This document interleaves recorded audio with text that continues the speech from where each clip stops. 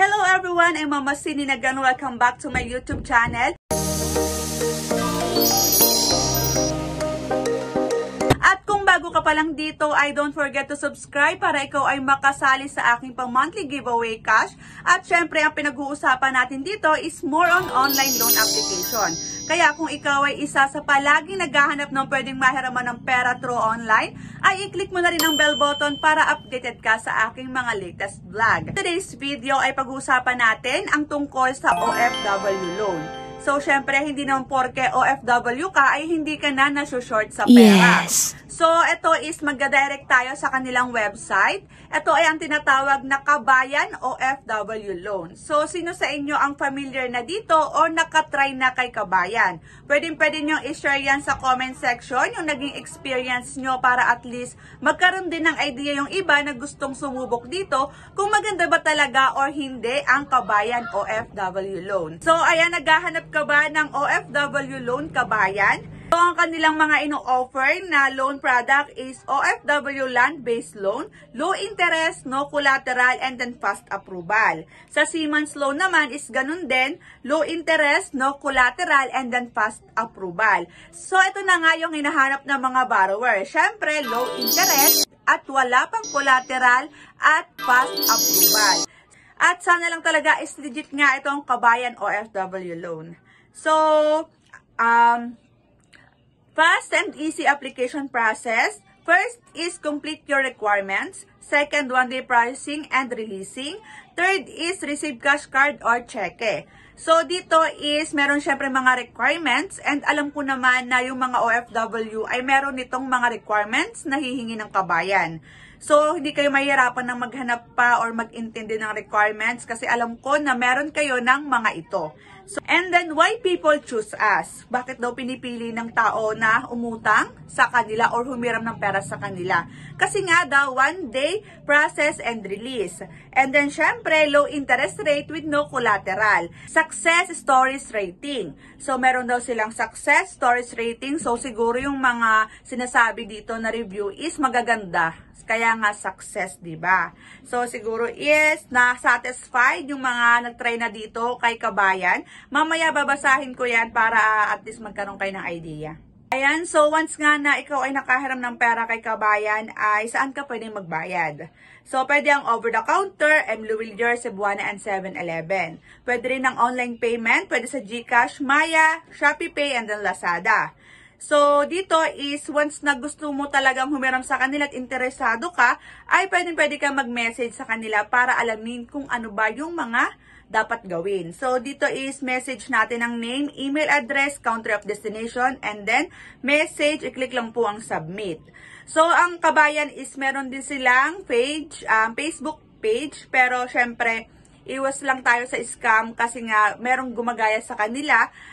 Maging mapanuring na lang tayo para tayo ay hindi pumaloko. So, ito yung mga branches nila. Meron sila sa Calao, Manila, Malate, Manila, Ortigas, Pasig, Makati City, Pasay City, Commonwealth QC, Valenzuela City, Malolos, Bulacan, Calamba, Laguna, Lipa, Batangas, and Imus, Cavite. So, sila ay open ng Monday to Saturday, 9 AM to 6 PM. So, ito na nga yung sinasabi ko kanina na Kabayan OFW Loan Fast Approval. Dito po lamang sa official Facebook page ng Kabayan OFW Loan, 52K followers makipag-ugnayan para sa legit na transaction. So, ayan nga, meron naman silang paalala, kaya siguro naman ay hindi na tayo maloloko. And then, ito yung kanilang office. So, nandito rin yung kanilang monthly amortization table. So, kung ikaw daw ay hihiram ng 20,000 pesos at gusto mo itong bayaran ng 12 months, ang huhulugan mo buwan-buwan is 2,167. So, i-times po natin yan sa 12. Ang kalalabasan po is 26,004 pesos. So, ang lalabas na interest nila is 6,004 pesos. So, syempre, hindi natin alam kung may deduct ba yung ating hiniram na pera o wala. Pero mas okay kung wala pong deduction. Kasi nga, yung 6K naman na interest ay okay na yon sa loob ng isang taon. So, ang interest po ay nakadepende kung gaano nyo po sila katagal babayaran. So, pinakamatagal na po yung 12 months and then ang pinakamabilis ay 3 months, sunod ay 6, 9, and then 12. So, dito is makikita nyo ay may nakalagay din na siguro ang pwede nyong hiramin is hanggang 300,000 pesos. So, yun na yung pinakamalaking amount na may offer nila sa'yo. So, ayun lang naman. And then, kapag interesado talaga kayo is message nyo sila and kontakin nyo sila sa kanilang number. Meron namang nakalagay dyan para mas malaman nyo nga kung ano yung mga dapat nyong gawin. So, ito yung mga reviews about sa Kabayan OFW loan. Nakapag-loan na ako dito, okay ang service nila. Mabilis ang process, 1 day lang talaga pag complete requirements. Thanks po sa inyo, God bless. So, ang ganda ng sinabi nito. So, nakahiram daw siya and then 1 day pricing lang daw. Basta, kumpleto ang requirements.